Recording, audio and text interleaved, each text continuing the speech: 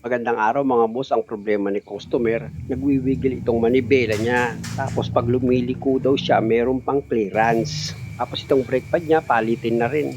Stuck yun eh. Oh. Hindi nakakarinig ng ingay, sir. Hindi po eh. Siguro pigil na yung hatak nito, hindi lang nararamdaman ni customer. Kasi itong mga sliding pin bolt niya, stack up na. Dapat yan nag-aatras abante para bumibitaw agad yung brake pad dito sa rotor disc. Kasi nga, pag stack up ang sliding pin bolt, mabilis maubos ang brake pad. Isa pa, pigil ang hatak. Kita nyo naman, pati dito sa taas, yung sliding pin bolt niya, stack up din. Bagay, ayon kay customer, ngayon lang daw siya magpapalit ng brake pad. Biro nyo, 2018, 2026 na ngayon. Ba, matagal din ha. Ayan na mga boss, medyo lumabas na itong sliding pin bolt niya. Hihilahin ko na lang yan. Handaanin ko lang yan kasi nga may o-ring dito sa sliding pin bolt na nakalagay. Ilaw na, oh. Dito naman sa baba na sliding pin bolt yung hihilahin ko, kaya lang matigas. Kaya ang gagawin ko dyan, sisinsiling ko siya ulit para lumabas itong sliding pin bolt. O ayan, lumitaw na. Pwede ko nang hugutin yan at kung makikita nyo, puro kalawang na rin. Paglinis itong sliding pin bolt mga boss, pwede nyo namang gamitan ng penetrating oil yan. Hindi nyo siya pwedeng liyahin kasi pag lumipis yan, kakalo dito sa loob ng brake caliper holder nyo. Kaya ang gagawin nyo lang dyan, sprayan nyo lang siya ng penetrating oil tapos punasan nyo lang hanggang sa matanggal yung kumapit na kalawang. Kasi pag tinapaka mo yung preno mo, mabagal siya bago bumalik. Okay. Mabagal siya. Pwede po pala mag-stack up siya. Kaya minsan magugulat siya. Parang tigil yung hatak. Yan ang mga reklamo ng mga ganyan pag stack up ang sliding pin bolt eh. Oo nga. Ito nga mga boss, sinasabihan ko si customer na kailangan nagpapalinis din siya ng preno. O kaya naman, pag-aralan niya na ito kung paano ko yung ginagawa para sa susunod, siya na lang yung gagawa. Nang sa ganun, hindi siya magastusan. Alam niyo mga boss, kung tutuusin yung mga ganitong linis lang ng preno, palit lang ng brake pad, wala naman masyadong big deal dyan at nakakasigurado naman ako na kayang-kaya niyong gawin ito. Nakita nyo naman kung paano ko yung ginagawa. Gayahin nyo lang. O, nalinis ko na yung loob ng lagayan ng sliding pin bolt. Ito namang sliding pin bolt ang pahiran nyo ng grasa at saka nyo ngayon ibalik na sa dati niyang posisyon. O, di ba? Basic. Ganon din dito sa pangalawang sliding pin bolt. Papahiran nyo lang yan siya ng grasa. At pag okay na, ibalik mo na siya dito sa loob ng brake caliper holder mo. Ayan o. Matulak yan eh. Para bumitaw yung brake pad mo sa rotor disc. Sa paglagay naman itong brake pad, meron naman siyang guide. Itatapat mo lang itong brake pad sa guide niya tapos itulak mo na yan. O, di ba? Kabit na siya. Kaya nga pala mga boss, kung napanood niyo yung part 1, manipis na yung brake pad nito. Kaya yung nilagay ko na brake pad, bago na yun. Para alam mo rin ano. Kasi nga, yung piston, pakalabas. Pagkapasok mo yan, para yung pag ilagay mo yung pag ilagay mo kasi dalawang brake pad, hindi yan papasok kasi nakaharap yung piston eh. Kailangan yan nakalubog yan. Kailangan Oo, nakalubog yan. Kailangan brother, sa susunod, matuto ka na. Love mo, Brad. Panoorin ko na lang po yung mga video niya. Para hindi kayo napapagastos. Opo. Sa akin naman eh, bahala na yung Diyos. Tapos ilagay mo yun, kalsum sa rotor disc ano, saka mo ilahin. Ilahin mo lang yan, kasi simple hila lang. Okay. Para ano, yan o. Ngayon natin ito ng konti para makita natin paano yung paghila. O, hihilahin, papunta rito, papunta sa'yo, lapit sa'yo. O, ayan o, tignan mo, lumalapit na o. Okay. Diba? Okay. Basic lang eh. O, o, diba? Ganun lang. Oo nga. Naipasok mo na yung ano, yung piston sa loob. Tapos alisin ko ulit. Oo naman, aalisin nyo ulit itong dalawang bolt dito sa brake caliper. Tanggalin mo ulit yung dalawang bolt. Pag natanggal mo yung dalawang bolt, angat mo to. Ulan. Ayun. Tapos, pag nilagay mo yung brake pad, yan o, sa baba. Yan, pag tapat sa baba, pag tsaka sa taas, tapat na siya. Yan, diba? Tapat sa baba, tapat sa taas. O, tulak mo na. Diba? Wala siyang ganito. Ay, yung ganyan po. Opo. Wala siya. Ito kasi nabili ni customer na brake pad, walang kasamang shim. Kaya ang ginawa ko, tinanggal ko yung shim dito sa lumang brake pad at ilipat ko dito sa bagong brake pad. Madali mo lang yung may lalagay kasi lumubog na yung piston eh. Diba? Ganun lang. Diba? O yan. Dapat. Yung, ito, Pwede rin itong ilagay, pwede rin hindi. Nasa iyo naman yan eh. Diba? Yan. Pag ilagay mo naman to, ay ba, nakalimutan mo ilagay ito. Okay lang yan, huwag ka matakot. Okay lang naman, alam mo ano. Sasabihin naman yung by the book. Kaya nga dyan nilagyan yan eh. Nakakatawa, hindi mo nag-iisip eh. No? Yeah, ganyan naman yan. Nakakatulong din kasi para magbuka lang. Okay. Bubuka niya lang. Pero karamihan ng mga ginagawa ko ganito, wala na ganito eh. Tag-ewok na din. Kaya pinakita ko lang naman sa iyo para nakalimutan ko ilagay ito kasi karamihan nakakalimutan nila eh, di ba? Hindi ka kabahan. Ay, okay naman yun. Nakalimutan ko yan. Buti bro, malinaw po ang mata nyo. Ha? Ako hindi ko na nakikita yung butas. Ilan taon ka na ba? 45 po. Ikaw pala matanda eh. Matanda pa ako ng 10 years bata pa. Hindi ko na nakikita. Yan? Ayun. Yung pa nakikita? Nakikita ko po yung alambre pero yung butas hindi ko pa nakikita. Yan. Bubuka kasi yan. Ibubuka niya yan yun. Okay. Yan. Kaya kung nakalimutan mo, ba, ikaw gumawa, ang kakabahan. Okay. Marami na ako kinilas dito. Wala yan. Tinatanggal mga mekaniko. Okay lang po pala kahit wala. Oo, pwede naman. Ayan mga boss, nailagay ko na yung clip spring niya dito sa brake pad. Tapos ito namang brake caliper, nilagay ko na rin yung dalawang bolt number 14. Tsaka ako ngayon gagamitan niya ng socket wrench number 14 para ma-final ko na yung higpit. At muntik ko na makalimutan, itong tapalodo nga pala nitong rack end. Kasi nga kung gagamit ka ng yabi tubo para matanggal mo itong rack end, abala itong tapalodo niya kaya tinanggal ko yan. Pero wag niyong kalimutang ibalik. Kasi nga protection yan para hindi matalsikan ng putik yung steering boot. At dahil sa okay na ito, ilagay ko na itong gulong. Tapos yung mga nut yan, mga busing, siguraduhin yung maayos yung pagkakahigpit. At ito naman yung impact wrench ko, bow hair. Ilapit ko naman itong camera para makita nyo kung meron pang uga ito sa gulong. Hindi natin kung may uga ha. Wala na uga oh. Wala na. Wala na. Wala na. Ikaw, testin mo para malaman mo rin. Gaya mo. Dapat meron siyang kakalog. Tigas na yan. Wala na, di ba? Ha? Hindi mo, ang daming gustong palitan eh, no?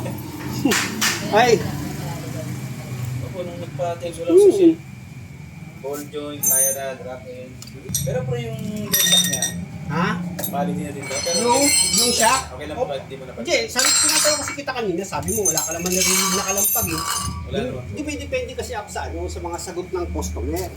Pero wala po. Yung mga tanong kong yun sa'yo, ayun na yun yung mga inaano ko eh.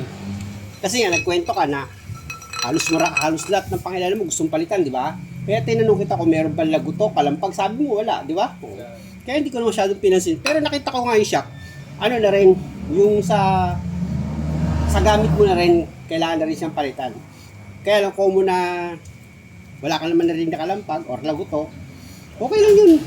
Sabi ko nga sa'yo, basta wala kang nireklamo sa akin na ingay, kahit naliligo pa ng langis yan, hindi ko yan papalitan.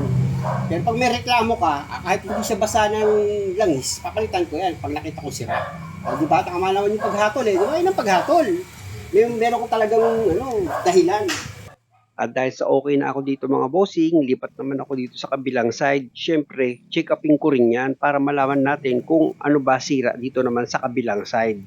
Sa pag-check up na ginawa ko dito mga boss, ganun din sa kabila. Hindi ko lang sa inyo na ipakita, pero ganito rin. Inangat-angat ko itong gulong para malaman ko kung may problema sa shock. So far, wala naman akong nakitang kalog. Pero ito meron.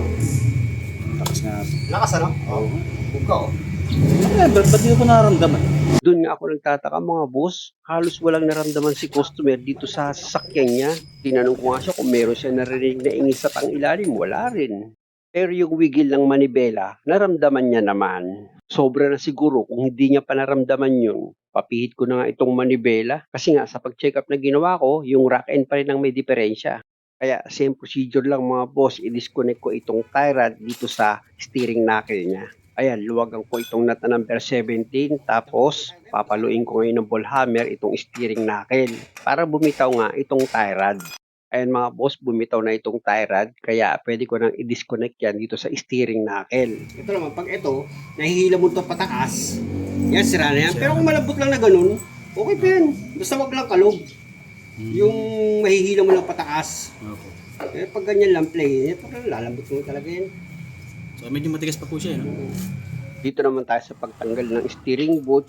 Gaya na sinabi ko, same procedure, gagamit lang kayo ng plier tsaka ng hot screw para matanggal nyo sa magkabilang dulo yung clamp niyan. Pag natanggal nyo na, pwede nyo na ngayon hilahin itong steering boot. Pag hinila nyo naman itong steering boot, medyo hilutin nyo lang sabay hila, di ba? Ganon. Tapos pwede mo na ngayon tanggalin itong tie rod. Kaya lang, medyo stock up siya mga boss, no? Sobrang tigas, di ko mapihit. Kaya gumamit kayo ng yabi tubo para mapigil nyo yung rack in. Tapos ito namang tire, lagyan nyo ng station para maluwagan nyo siya. O, di ba, maluwag na.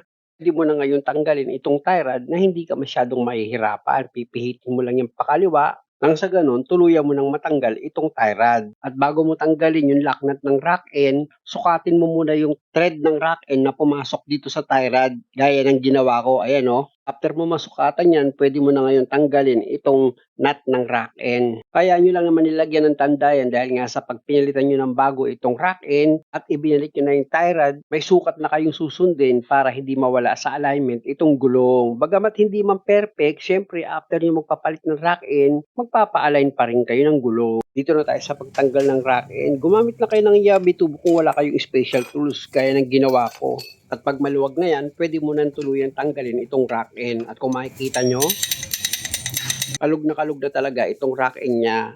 Kaya possible, itong dalawang rack end lang ang naging dahilan kaya nagkakaroon ng wiggle itong manibela ni customer. At hindi gaya nung sinabi nung nag-estimate na ang kailangan daw palitan dito, kung narinig nyo kay customer, yung ball joint, yung tie rod, itong rack end, etc. Nako, malaking gastusin yun pag ganun. Dahil sa kasaysayan naman ng paggawa ko ng sasakyan, hindi pa naman ako nakaranas ng ganung sira, sabay-sabay. Unless na yung customer talaga ang may gusto na papalitan lahat ng parts niya dito sa pang-ilalim, merong ganun. Pero yung nagwiwigil lang yung manibela, tapos papalitan lahat ng pang-ilalim mo, nako, suntok sa buwan para mangyari yung wigil lang, palit lahat ng pang-ilalim. Matuto ka namang makonsensya. Tandaan nyo, hindi lahat ng may sasakyan, mapera. Yung iba dyan, sa mga nai-encounter ko, pinangutang pa nila yung pampagawa nila ng sasakyan. Tapos ikaw kung makahatol, wagas. Mula apari hanggang hulo, wala kang kupas. Balik na nga ako dito sa ginagawa ko mga boss, na ikwento ko lang naman sa inyo yung muntik nang mangyari kay customer na mapagastos siya ng malaki. At ito na mga boss, na-connect ko na itong tie rod dito sa steering knuckle, kaya itong steering boot, ilalagay ko naman yung clamp niyan. Siyempre, nailagay ko na yung clamp, higpitan ko na itong lock nut dito sa rack end. Tapos ito namang kabilang dulo ng steering boot, yung clamp niya ilalagay ko na rin. Pero cable tie na lang yung inilagay ko dyan. Siya nga pala mga boss, hindi ko na ipapakita sa inyo sa video yung pagpalit ko ng brake pad dito sa kabilang side. Same procedure lang naman kung napanood nyo yung part 1, ganun nyo rin papalitan dito sa kabilang side. O ayan mga boss, i-check ko na itong ginawa ko. Kita nyo, wala na siyang palog. Tapos pinaikot ko nga itong gulo ni customer at sabi ko sa kanya, malapit-lapit na itong palitan. Kasi nga, isa sa dahilan ko, hindi na rin maganda yung ikot nitong gulong niya. Unang-una, isa rin yan sa pwedeng panggalingan ng pagbigil ng manibela. Ngayon, kung wala pa naman talaga siyang budget, pwede naman yung gulong sa likuran ilipat dito sa harapan kung maganda pa. Kaya mag-rotis muna kami ni customer para malaman namin kung meron pa itong wiggle sa manibela. Dati para may clearance ba yan? Pag nililiko mo? Pagka liligo po ako ng konti, parang may siwang siya na ano. Yung bago ka pumunta sa akin. Opo. Oh, yun nga yun, yung kalug sa rack end, di ba? Opo, yung sa racket nga po. Pero ngayon wala na bro. Okay na po. Ito mo, hindi na nagkaroon manibela, naglaro, no? Opo. Yung preno, okay na? Okay na yung preno? Okay na bro. Okay na brother. Okay na talaga. Oh. Ilalak ko na yan. Opo. At dahil sa okay na ito mga boss, na ayon kay customer, wala nang wiggle dito sa manibela, na pati yung clearance na nararamdaman niya pag lumiliko siya, wala na rin. Pinasilip ko na kay customer itong gulong niya para makita niya na nakadiretso yan. Pero gaya ng sinabi ko, hindi naman ibig sabihin, hindi ka na magpapa-align. Importante na magpa-alignment pa rin kayo ng gulong. Muli, hanggang dito lang muna at sana nakakuha kayo ng idea at higit sa lahat, kung okay lang naman sa inyo, pasubscribe naman itong channel ko. Maraming salamat!